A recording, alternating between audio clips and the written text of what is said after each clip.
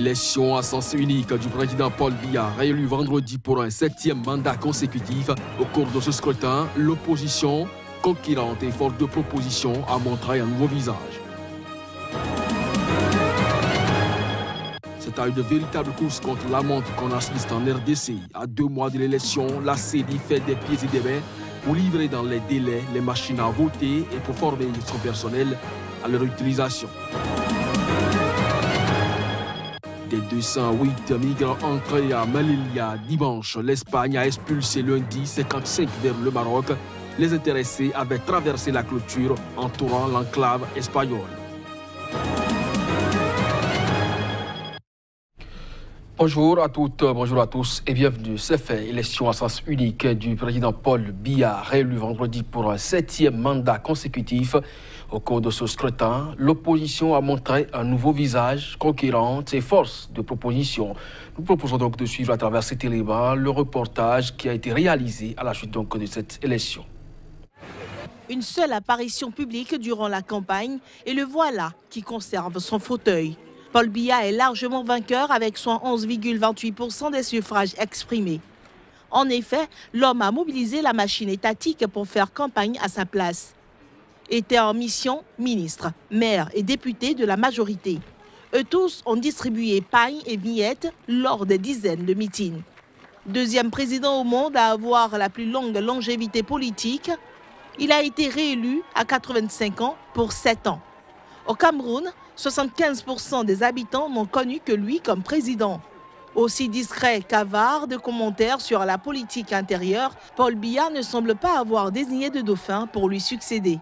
De fait, le Rassemblement démocratique du peuple camerounais, ancien parti unique au Cameroun, dont Biya est le président, règne sans partage depuis des années sur la vie politique camerounaise en étant ultra majoritaire au Parlement.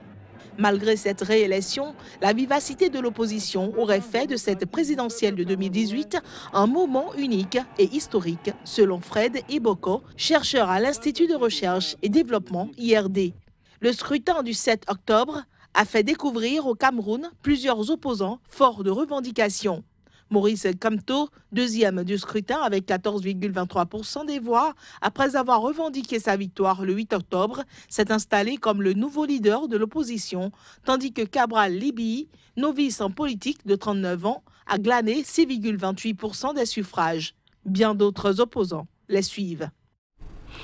C'est une véritable course contre la montre qu'on assiste en République démocratique du Congo. À 2 mois des élections, la CENI fait des pieds et des mains pour livrer dans les délais la machine à voter et pour former son personnel à l'utilisation de ces appareils, surtout controversés.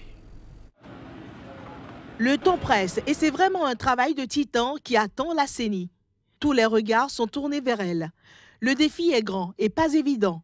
Après un premier lot réceptionné le 6 juin, la CENI affirme avoir reçu un deuxième lot de 15 conteneurs il y a une semaine, soit quelques 20 000 machines à voter qui se trouvent déjà dans des entrepôts de Kinshasa. Le reste des machines à voter, 80 000 à peu près, seraient dans des bateaux. Ils doivent accoster notamment dans les ports de Mombasa et de Dar es Salaam au plus tard le 5 novembre, d'après la CENI. Ce sont des milliers de kilomètres à parcourir pour le dispatching à bonne date. La CENI doit ensuite acheminer toutes les machines à voter et le reste du matériel électoral jusqu'aux centres de vote les plus reculés de l'immense Congo, aux routes impraticables. Pour cela, elle dit vouloir utiliser des camions militaires et civils et une dizaine d'hélicoptères, des motos, des vélos, des pirogues et le transport à dos d'hommes prendront ensuite le relais. Autre épreuve, la formation des agents. Seuls 180 formateurs sont prêts à ce jour. À leur tour, ils vont devoir former 25 000 autres techniciens qui seront déployés dans tous les centres de vote. Mais au final, ce sont plus de 500 000 agents électoraux qui devront être formés à l'utilisation de cette machine avant le 23 décembre, date de la prochaine présidentielle en République démocratique du Congo. Toujours en République démocratique du Congo, la coalition au pouvoir, le Front commun pour le Congo, a annoncé l'organisation d'un meeting le 27 octobre prochain à Kinshasa. Ce meeting de la coalition au pouvoir est prévu au lendemain de la date retenue pour une manifestation de l'opposition. Le Front commun pour le Congo, FCC, la coalition au pouvoir en République démocratique du Congo, va lancer une série d'actions de grande envergure pour sensibiliser en faveur du processus électoral en cours dans le pays. La première de ces actions est un grand meeting populaire au stade Tata Raphaël le 27 octobre 2018 à Kinshasa. Ce rassemblement des militants de la majorité devrait intervenir au lendemain d'une manifestation de l'opposition déjà prévue la veille. Ces deux manifestations qui s'annoncent comme des démonstrations de force de part et d'autre devraient donc se tenir à quelques semaines des élections présidentielles, législatives et provinciales du 23 décembre prochain. Ces élections doivent organiser la succession du président Kabila après 18 ans à la tête du pays qui n'a jamais connu de transition pacifique. 21 candidats concourent à l'élection présidentielle. Samedi dernier, le patriarche Antoine Dizanga, âgé de 94 ans, a appelé ses partisans à soutenir le candidat du FCC, Emmanuel Ramazani Shadari. Cet appel intervient moins de 2 mois après l'exclusion définitive de sa candidature à la présidentielle par la Cour constitutionnelle. Le leader indépendantiste pro-Biafra Nnamdi Kanu, porté disparu depuis 1 an après un raid de l'armée nigériane, fait une apparition appelant à boycotter les élections dans son pays. Il a réaffirmé sur les ondes d'une radio être en Israël et prépare son retour au Bécaï dans un court instant. Je suis en Israël. Il s'agit des mots de Nnamdi Kanu, chef du mouvement indépendantiste pour les peuples indigènes du Biafra, dans une intervention en direct sur Radio Biafra ce dimanche soir. Il n'a toutefois pas précisé comment il avait pu s'y rendre alors qu'il était sous le coup d'un procès et interdit de quitter le territoire nigérian. Accusant l'armée nigériane d'avoir tué son chien et plusieurs de ses partisans, Kanu a affirmé qu'il avait été évacué de sa maison par son propre service de sécurité pour fuir quand l'armée avait envahi sa maison il y a 1 an. Le leader indépendantiste pro-Biafra avait disparu le 14 septembre 2017 lorsque l'armée s'était déployée dans sa ville d'Umuahia dans le sud-est du Nigeria et avait envahi sa maison. Son entourage accusait depuis lors l'armée de le détenir au secret ou de l'avoir tué, ce que celle-ci a toujours démenti. Sans préciser quelle forme de soutien il avait reçu, Nnamdi Kanu a affirmé avoir survécu grâce à l'État d'Israël. Il a également annoncé être bientôt de retour sur la terre du Biafra, menaçant de rapporter avec lui l'enfer. Selon lui, le Biafra ne participera pas aux élections prévues au Nigeria en février prochain, tant que le mouvement indépendantiste pour les peuples indigènes du Biafra n'obtiendra pas un référendum. Ce n'est qu'une minuscule carapace de tôle posée sur les eaux argentées du lac Victoria. L'île Migento est un enchevêtrement d'abris de fortune autour duquel gravitent quelques dizaines de bateaux en bois. Le Kenya et l'Ouganda se disputent depuis plus de 10 ans ce bout de rocher en apparence insignifiant. Reportage. Des abris de tôle recouvrent cette petite île de 2000 m² sur le lac Victoria. Des centaines de pêcheurs d'Afrique de l'Est sont venus s'y installer. Même petit, ce bout de terre est au centre de vives disputes entre le Kenya et l'Ouganda. C'est les Kenyans ici. Ils nous disent de ne pas mettre notre drapeau et de le mettre sur l'autre île. Parce qu'ils disent qu'ici, ça leur appartient. Qu'est-ce qu'on doit faire ? L'intérêt pour Migingo est apparu dans les années 2000, lorsque les perches du Nil se sont faites rares le long des côtes du lac. Les deux pays y ont alors envoyé leurs polices respectives pour faire régner l'ordre, et malgré ces disputes de propriété, la pêche unit les habitants. La raison pour laquelle je suis venu ici il y a longtemps, en 2006, c'est parce qu'il y avait beaucoup de poissons. Mes amis qui vivaient ici revenaient toujours à la maison avec plein de cadeaux. C'est là que j'ai décidé de travailler ici.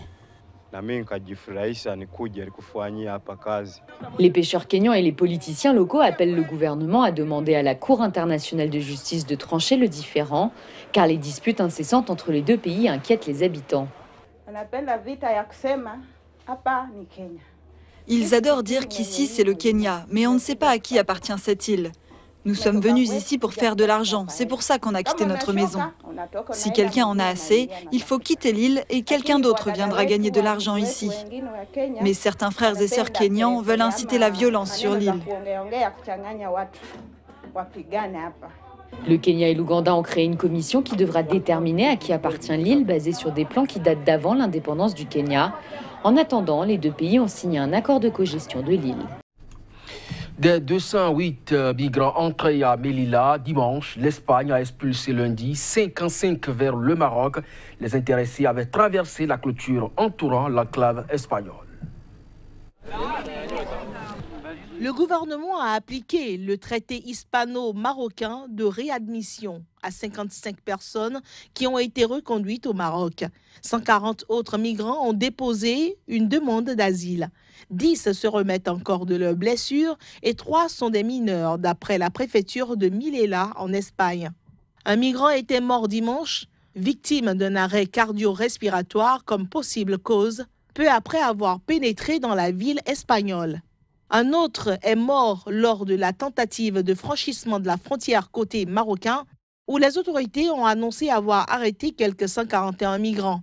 Plusieurs associations catholiques d'aide aux migrants ont dénoncé dans un communiqué commun l'expulsion rapide de ces derniers.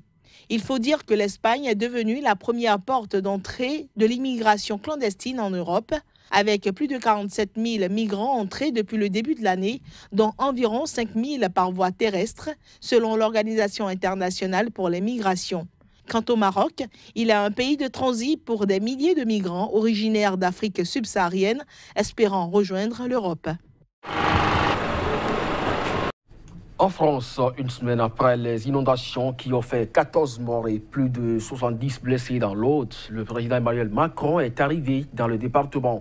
Il y est allé pour apporter son soutien aux sinistrés encore sous le choc et rencontrer des élus et des secours. Afin d'apporter son soutien aux sinistrés encore sous le choc et rencontrer des élus et les secours, le président français Emmanuel Macron est arrivé ce lundi dans l'Aude. Le chef de l'État a commencé sa visite par la petite commune de Villalier, qui compte 1000 habitants au nord-est de Carcassonne, l'une des plus touchées par les crues où 2 personnes ont péri. Accompagné notamment du nouveau ministre de l'Intérieur, Christophe Castanet, et du ministre chargé des collectivités territoriales, Sébastien Lecornu, il doit rencontrer les familles des 14 personnes décédées réunies dans la salle polyvalente, ainsi que des maires des communes sinistrées, puis il visitera un quartier du village. Le président Emmanuel Macron doit ensuite se rendre à Trèbes, à 20 km de là où 6 personnes sont mortes durant la crue. Il a prévu d'y déjeuner avec les acteurs engagés dans les secours, puis de s'adresser publiquement aux forces de secours. L'Aude a reçu en quelques heures l'équivalent de 3 mois de pluie, les pires depuis 1891, qui ont fait également plus de 70 blessés. Des centaines de personnes sont sinistrées, leurs maisons dévastées, des routes sont éventrées, des villages ravagés. Dans les 126 communes les plus touchées, l'État a reconnu l'état de catastrophe naturelle pour que les assureurs indemnisent plus vite les victimes. Ce sera donc tout pour cette édition. Mesdames et messieurs, merci de nous avoir suivis. Restez donc en compagnie des programmes de SICA. L'actualité revient dans un instant.